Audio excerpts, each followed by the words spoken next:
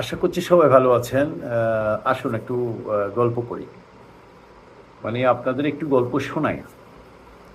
সেটি হচ্ছে মহাভারতের জাস্ট অংশবিশেষ। সেটি হচ্ছে চাঁদ বণিকের পালা।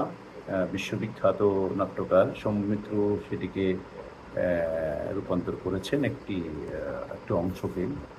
সেটিকে আমরা চাঁদ বণিকের পালা হিসেবে চিনি আমাদের যারা নাটকের লোক বা আমরা যারা মঞ্চ থিয়েটারের সাথে আছি তারা।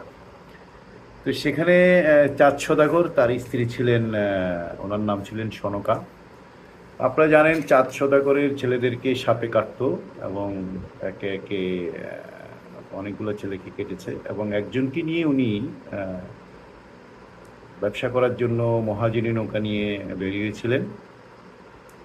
উনি যাওয়ার সময় ওনার স্ত্রী সনকাকে বলে গিয়েছিলেন যে দেখো, তুমি মনসার পূজা দিও না, আমি তো তোমার স্বামী, মানে আমি দেবতা, তুমি আমার পূজা দাও। মনসার পূজা দিয়ে কি লাভ বলো? যাই হোক, উনি 9 মাস শেষ করে ফিরে আসলেন। এসে দেখলেন যে পূজা মণ্ডপে সনকা পূজা দিচ্ছে এবং টুংটাং শব্দ শোনা যাচ্ছে।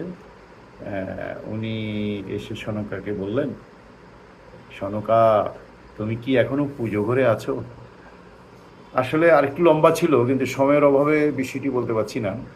এই হচ্ছে আমাদের অবস্থা। সেটি আজকের নয়, অনেক দিন আগে থেকে। সবাই বুঝে নেবেন। আশা করি ভালো থাকবেন। ধন্যবাদ।